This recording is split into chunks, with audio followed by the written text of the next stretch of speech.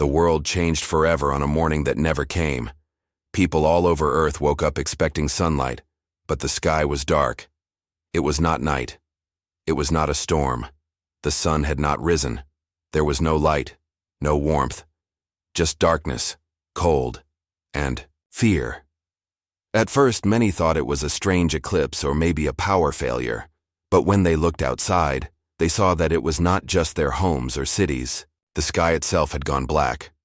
Within minutes, panic started to spread. Traffic lights stopped working, planes were grounded.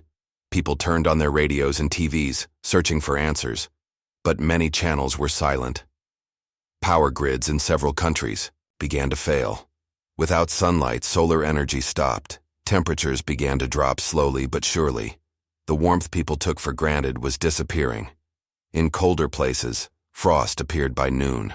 In warmer places, the air felt wrong, heavy and quiet, like before a storm. Scientists came on emergency broadcasts, trying to calm the world. They used terms like solar anomaly and temporary blackout, but it was clear. They didn't know what was happening. Satellites that usually showed images of the sun now showed something else. A strange round object was floating where the sun should have been. It gave off light, but not like the sun. The light was cold, pale, and unnatural. It did not move. It just stayed there like an eye in the sky. People around the world started calling it the false sun. It gave just enough light to see, but not enough to live. Plants stopped growing. Animals hid. Birds no longer sang. Time itself felt broken. The usual rhythm of day and night was gone. Clocks kept ticking, but the world stood still. Some thought it might be a government experiment. Others believed it was the end of the world. But the most terrifying thing was the feeling that this new thing, whatever it was watching us. In many cities, strange behavior began to spread. People reported having strange dreams. In one small town, a young child stood silently in the middle of the road. He was no older than 6. When someone asked him what he was doing, he simply said, "It spoke to me in my dreams." His eyes were wide and calm. It said it came because the sun is dead, and now it's looking at us. The news picked up stories like this from all over the globe. Children, the elderly, even animals, all reacting to something invisible. Some people began to worship the false sun. Others started hiding underground. A few groups tried to leave Earth, but their ships failed to launch. Communication with the International Space Station was lost. Some believed the object had cut off Earth from the rest of the universe. As fear turned to chaos, something happened. That stopped the world. In the dark sky across every continent, a glowing message appeared. It was not written in any human language, yet somehow, everyone understood it. It was as if the words were not read with the eyes but felt inside the mind. The message said, "Do not run. I see you." People screamed. Others fell to their knees. Some stared silently, their faces pale with shock. For the first time, Earth was united by a single emotion, pure fear. The world held its breath watching the false sun. It did not blink. It did not move. But now everyone knew. It was alive. And it was watching. The message in the sky stayed for hours. "Do not run. I see you." People could not stop looking at it. Some believed it was a threat. Others thought it was a warning. But everyone knew one thing. Whatever the false sun was, it was not natural. And it had a mind of its own. Days passed, but the real sun never returned. The world grew colder.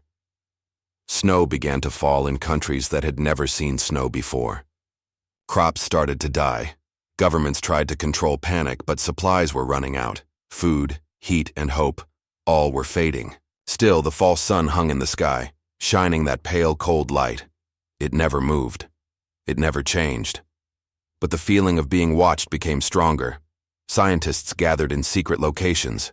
They sent drones and satellites to study the false sun. What they found shocked them. The object was not a star, not a planet, and not any kind of machine they understood. It was huge, larger than Earth's moon, and it floated exactly where the sun used to be. But it gave off no real heat. Its light was artificial, like a copy of sunlight. But something was wrong with it. The colors it cast on Earth were not normal. Shadows looked strange. People began having headaches just by standing outside too long. Then came the first mission. A team of astronauts was launched into space to reach the false sun. Their ship, Eclipse 1, carried the best minds. From every major space agency, the whole world watched as the ship left Earth's orbit. It was the first time anyone had tried to go near the object. For a while, everything went fine. The crew sent back clear video feeds. They got close enough to see strange markings on the surface of the object. The surface looked smooth, almost like glass, but it moved. Slowly, like it was breathing. Then, the feed cut off. No one heard from Eclipse 1 again. 3 days later, a strange object fell from the sky. It crashed into the Pacific Ocean. Navy ships found it, a damaged life pod. One person was inside, Commander Rios, the mission leader. He was alive, but badly hurt, and blind. His eyes were open, but they were gray and empty, like ash. He kept whispering the same words over and over. It lives inside the light. It lives inside the light. Doctors tried to question him, but he said nothing else. Only those 6 words, again and again. They kept him in a secure hospital, but even the strongest medicines couldn't calm him. At night, he would scream. One nurse said he kept pointing at the ceiling, as if something was floating above him. But there was nothing there. That same week, more strange things happened. Cameras on satellites stopped working if they pointed at the false sun for too long. The light coming from it seemed to change the sensors. Some cameras even showed shapes inside the light, shadows that moved on their own. But when people tried to study the footage, the images disappeared or became corrupted. It was like the object was hiding itself, not just from eyes but from machines too. In small towns, people started seeing the light in their dreams. Some said the false sun talked to them at night. Others said it showed them pictures of burning stars, destroyed planets, and endless silence. A few even claimed the false sun was searching for something, or someone. One night, all power grids shut down across Europe. Lights flickered, engines stopped, even battery-powered devices failed. People looked up and saw the sky glowing with symbols, moving patterns of light and shadow. It was not just watching anymore. It was speaking, but not with sound. It was using light.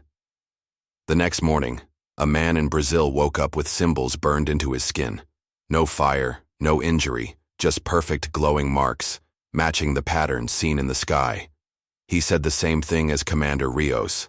It lives inside the light. Scientists were no longer trying to understand the false sun. Now they were trying to survive it.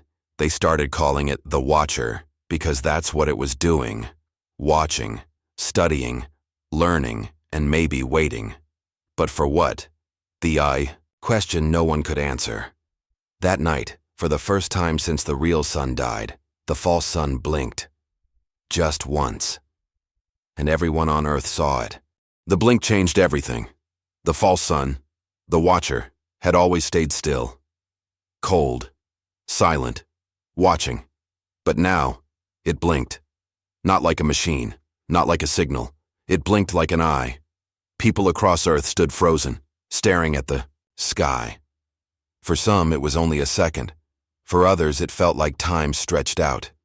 They described the same strange feeling, like something had looked straight into their mind. Not just watched them, but seen through them. And then the dreams returned. Stronger. All over the world, people reported nightmares. The same nightmare. Again and again. A giant glowing eye floating in space. Its gaze endless, unblinking. Its light bending stars, swallowing suns. In the dream, people stood alone on an empty Earth, and the eye was coming closer. No voice, no noise. Just the slow approach of something impossible to escape. A team of scientists working deep underground began to study the light from the false sun more closely. They discovered strange patterns inside it, shifting, repeating shapes hidden within the brightness. At first they thought it was random, but one young hacker working with signal analysts found something shocking. The light was not just light, it was data. The false sun was sending out signals, millions of them, Every second, not into space, but down to Earth. It was scanning radio towers, satellites, internet servers. It was copying everything, every website, every book, every photo, every video, every human creation, every thought stored in machines. It was learning. The Watcher was studying humanity. At the same time, strange behavior began spreading in cities and villages. Some people started hearing soft whispers in their sleep. Others claimed they could feel the sky watching them even indoors. One woman in Tokyo said her baby would only stop crying when she held him near a window. But when she did, the baby stared directly at the false sun, unblinking. Soon after, more people began seeing things, reflections in mirrors that didn't match, shadows moving when nothing was there. Some went mad, drawing circles and eyes on walls, saying the light was changing their thoughts. Governments tried to calm the public, but the truth was clear. Earth was no longer alone. Something had replaced the sun, and it was trying to understand us. And maybe more than that, it wanted to connect. Then, it made its next move. Military forces around the world, now working together, launched a test. A long-range missile was fired from a base in Alaska, aimed directly at the false sun. It was fitted with cameras, sensors, and warheads. As it moved through the sky, the world held its breath. Everyone watched as the missile got closer. 100 kilometers. 50. 10. And then, nothing. The missile vanished. Not destroyed. Not blocked. It simply disappeared from all radar, all video, all existence. The light blinked again, then again, and again. Scientists rushed to decode the pattern. It was not random. The blinks had timing, structure. A linguist noticed something. The blinking matched the rhythm of old military codes. Specifically, Morse code. Slowly, carefully, they translated the sequence. The message was short. "You are next."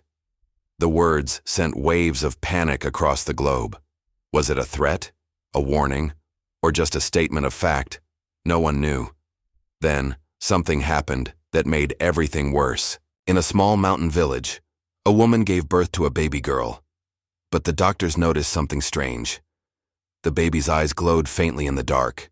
Not bright, not blinding, just a soft light, like moonlight. She didn't cry. She didn't blink. She only stared. And she stared at the sky. When asked if the baby seemed normal, the mother whispered, "She speaks in her sleep, in a language I don't know." Scientists were called. Tests were done. The baby was healthy, but her DNA had changes. Minor at first, but growing. Changes that were not from her parents.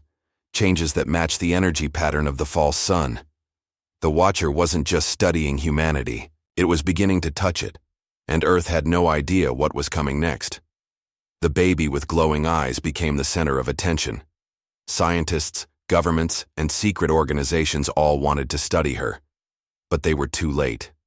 The family disappeared the same night she was born, vanished without a trace. Some said they were taken by the military. Others believed they were hiding from the false sun. One man claimed he saw them walking into the forest, and the trees closed behind them like a door. People were scared, but now they were also angry. The world was falling apart.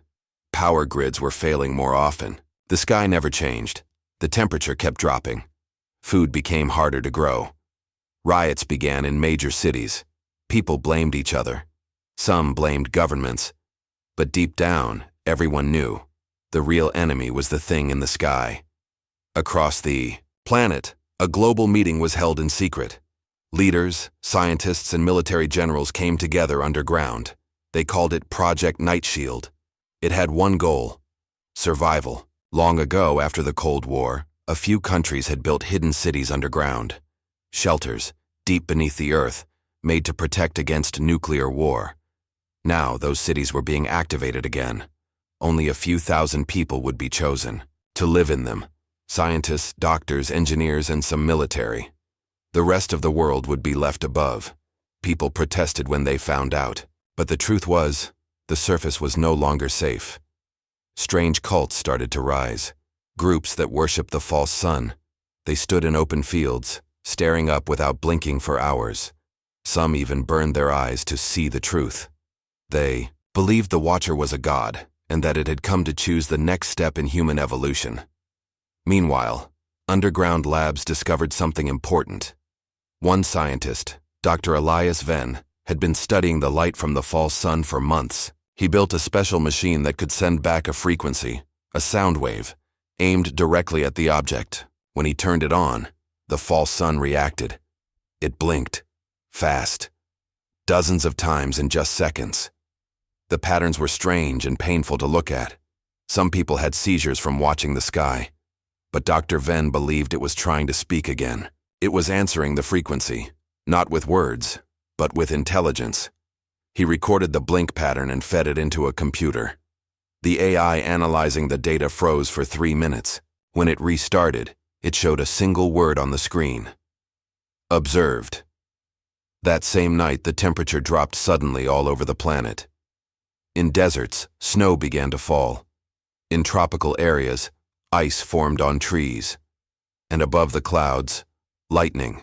Storms began, white and red flashes ripping across the sky. The weather was no longer natural. It was being controlled. And the false sun was in charge. The Earth had become a lab. The next day, something terrifying happened. A message appeared in the sky again.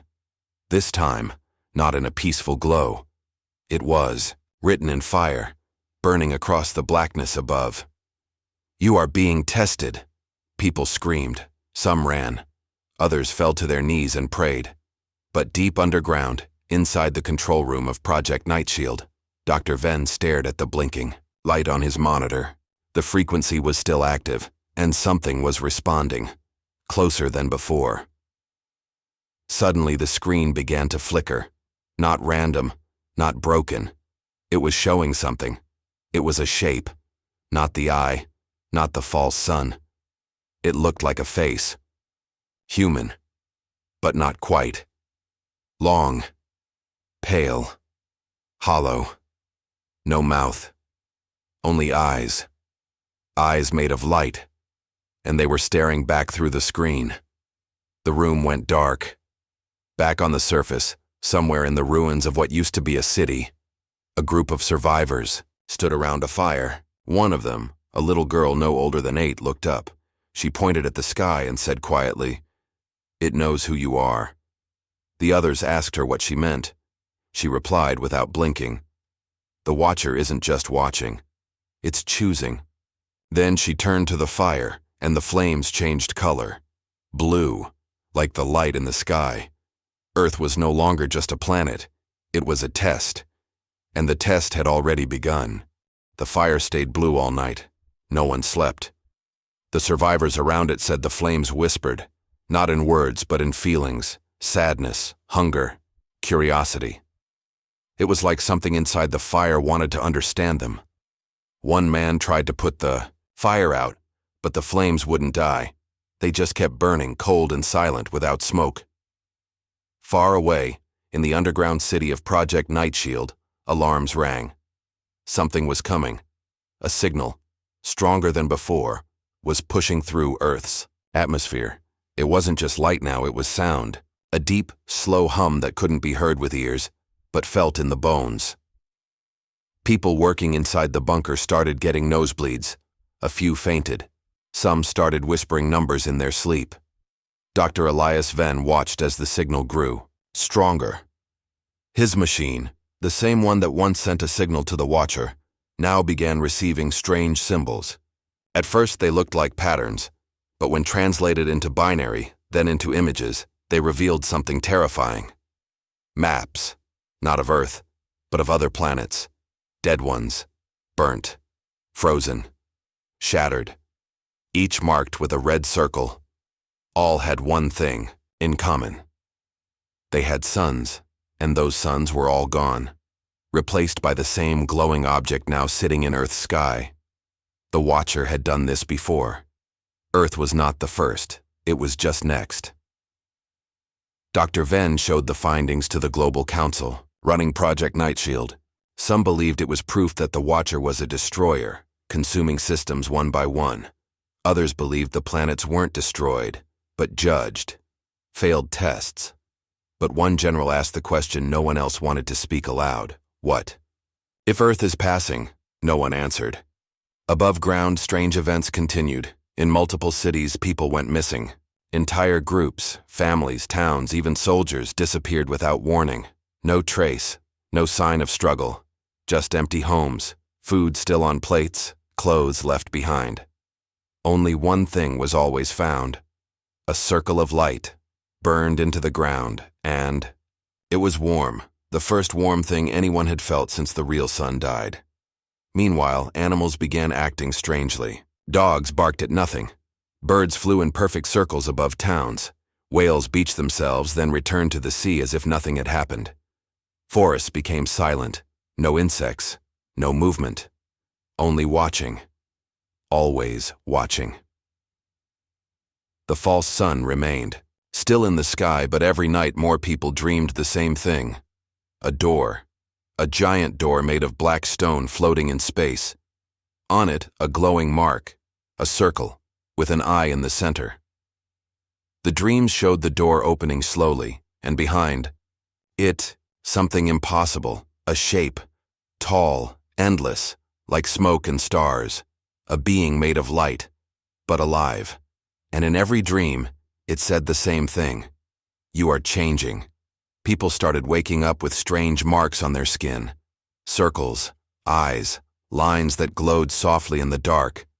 Some said they could hear the Watcher now, not with words but in feelings. It didn't hate them. It didn't love them. It was simply watching their choices. Earth had become a maze, a lab, a stage, and every human was a piece on the board. Then, something impossible happened. The real sun came back, only for 7 minutes. In those 7 minutes, real sunlight poured over half the earth. Plants stretched. Clouds shifted. Birds sang. People cried in the streets. The warmth felt like a dream. The world paused. And then, just like that, it vanished. The Watcher returned, and this time, it blinked slowly, like it was thinking. Back underground, Dr. Venn stared at the data. He looked at a young scientist beside him and said quietly, "That wasn't a gift." "What was it then?" the scientist asked.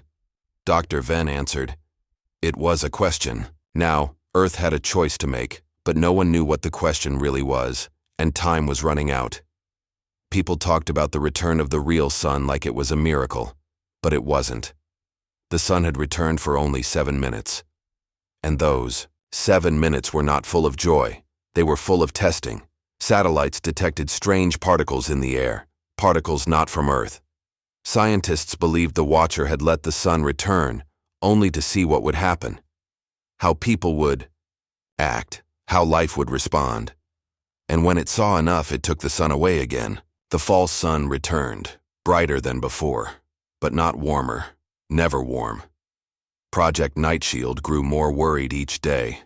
Dr. Elias Venn locked himself inside his lab. He stopped talking to others. He was building something, a machine. Large, round, with antennas reaching up like arms. He called it the mirror. When asked what it was for, he said, "To speak, not just to the Watcher, but to whatever is behind it." The symbols in the sky appeared again, this time in a spiral. They turned slowly like a clock. One linguist said the symbols now matched ancient writing found on cave walls, symbols that had never been translated before. Until now. The symbols said, "You were always seen. Now you are known. Soon you will be measured." On the surface, more people vanished. But now, some came back, changed. They remembered nothing, but they were different. Their eyes seemed deeper. Their voices were calm, too calm. One girl, age 12, returned to her family after being gone for 6 days. She didn't eat. She didn't sleep. She just stood outside at night, staring at the sky. Her brother asked her, "What happened to you?" She answered, "I saw the others, the ones who failed." He didn't ask again. More of the returned began showing signs of strange powers. One man in Russia walked through fire without being burned. A woman in Kenya spoke every language perfectly, even ones she never learned. A child in Canada drew star systems that don't exist on any map, but match the dead planets found in the Watcher's memory files. People were no longer just humans. Some were being changed, and no one knew why. Was it a gift or a warning? Project Nightshield voted to activate the mirror.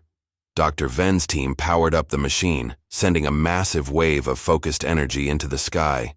It didn't fire weapons. It didn't attack. It only reflected the Watcher's own light, back at itself. At first, nothing happened. Then the ground shook. All over the earth, light from the false sun twisted. It bent like a ribbon, folding into impossible shapes. A sound echoed in the sky. Low, like a voice too deep to hear. Animals cried. People screamed. The ocean waves stopped for 3 full seconds. Then came the image. In the sky, like a crack. In space, a vision opened. A city. But not on Earth. A city floating in blackness, built from light and shadow. Towers like blades. Roads that curved into stars. And in the middle, a giant eye, made of crystal, pulsing slowly. Everyone who saw it fell silent. Even the machines recording it shut down. And then, just like that, it vanished. The Watcher blinked once more. And this time, it sent a new message, written in gold fire across the entire sky. One of you is ready. The world panicked. Who was ready? For what? No one knew. Rumors spread fast. Was it the glowing-eyed baby? The girl who saw the others? Dr. Ven? Or someone unknown? Governments fell into chaos. Armies turned against each other. Some wanted to find the chosen one. Others wanted to destroy them before the Watcher could take them. But deep underground, Dr. Ven looked into the mirror. It was still glowing, still responding. And now, he understood. He whispered, "It's not judging us for our strength. It's judging us for our choices." Outside, in a dark forest, a boy woke up.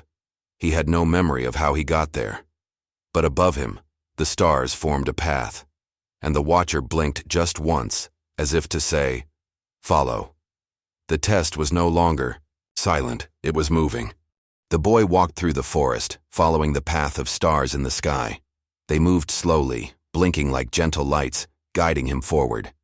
He didn't know his name. He didn't remember his home. But something inside him said, "Keep going." He wasn't alone. In other parts of the world, more people woke up in strange places. Forests, deserts, mountains, with no idea how they got there. Some were scientists, some children, some soldiers, some old, some blind. But they all felt the same pull. A quiet voice inside their minds, a feeling of being called. The Watcher was choosing. Back in Project Nightshield, Dr. Ven watched the mirror, carefully. It was no longer reflecting light. It was absorbing it, pulling in energy from the sky, from the ground, from somewhere else. It began spinning, faster each hour, until it floated above the ground, humming like a heartbeat. All systems around it shut down, but the mirror stayed active. One of the technicians whispered, "It's alive." Then the blinking started again.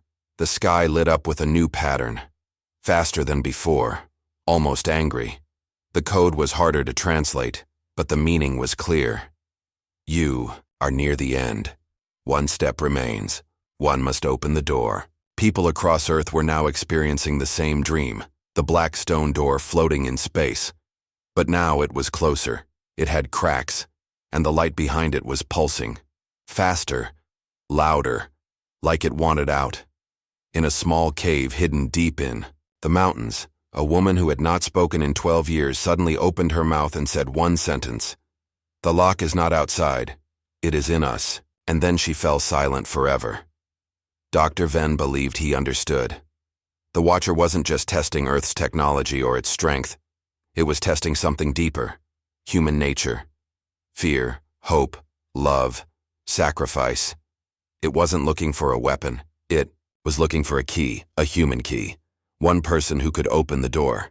But what would happen if the door opened? No one knew. Some believed it would bring knowledge, others believed it would bring the end of everything.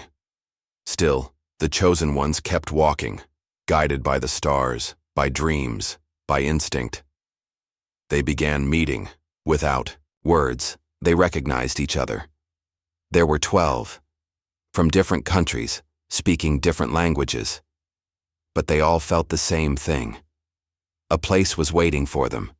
They traveled far, across broken lands and frozen seas, until they reached a mountain with a smooth black wall. In the center, a symbol, a circle with an eye. It opened. Inside was not a cave, but a room made of light, silent, floating, alive. The 12 stepped inside, and the door closed behind them. Dr. Venn saw it all from the mirror. His team watched in, shock as the watcher blinked once and then turned. For the first time it moved, not away, not closer. It turned upward, toward space, and a second light appeared. Smaller, dimmer, familiar, the real sun. It returned again, without warning. But this time it stayed. The sky warmed, snow melted, winds shifted, and people cried in the streets. But in that moment of peace, a final message appeared in the sky. One door opens, another must close. You will remember what was taken. The light faded, and the 12 were gone, vanished without a trace. Earth was quiet again, but it was not over. Not yet, because far beyond the stars, the black stone door had opened, and something was stepping through. The 12 were gone. No one knew where they went. No signals, no traces. Just a bright flash in the sky, and silence. The world slowly returned to life. Plants began to grow, again. The oceans calmed. The real sun stayed in the sky. People smiled, laughed, and prayed. Some believed the test was over, that humanity had passed, but others weren't so sure. The false sun was gone, yes, but the watcher had never said goodbye. It had only said, one door opens, another must close. Dr. Elias Venn stared at the dark screen of the mirror. It no longer worked. The machine was dead, melted from the inside, like it had completed its task. He had seen the watcher blink one last time before it vanished. 3 long blinks. Slow, steady, like a code. He later translated them. They meant wait, watch, witness. But witness what? In the following weeks, the earth grew quieter. Too quiet. No earthquakes, no storms, no volcanoes. The planet felt held, like something was keeping it still. The stars in the night sky began to change. People noticed that some constellations had disappeared, replaced by new ones. Shapes no one had ever seen before, circles, spirals, and something that looked like a gate. And then, it happened. In the middle of the Pacific Ocean, a giant column of black light rose into the sky. It wasn't made of fire or smoke, it was a shadow, solid and alive, stretching from the ocean deep into space. Ships that went near it vanished, satellites failed. No one could explain it. Then, for one single hour, the world heard the voices. Not loud, not angry, just present. Different languages, old and new. All saying the same thing over and over. You have opened the door. You are seen. Now you must choose who walks through. People were confused. Was this a gift? A warning? A second test? Dr. Venn believed he understood. The 12 had opened the door not just for humanity, but for others. For something waiting outside time and space. Something old. Something curious.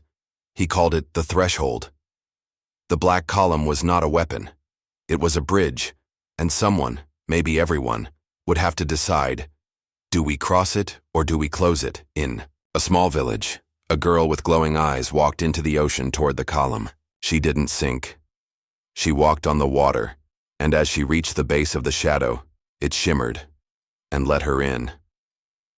More people followed, not soldiers, not leaders, children, elders, artists, thinkers, people with calm minds and quiet hearts. The Watcher had chosen humanity not for its strength, but for its imagination, for its ability to change. The column grew brighter. Then one day, it simply vanished. No explosion. No message. Just silence. Earth was left behind, peaceful, healed, but marked forever by what had happened.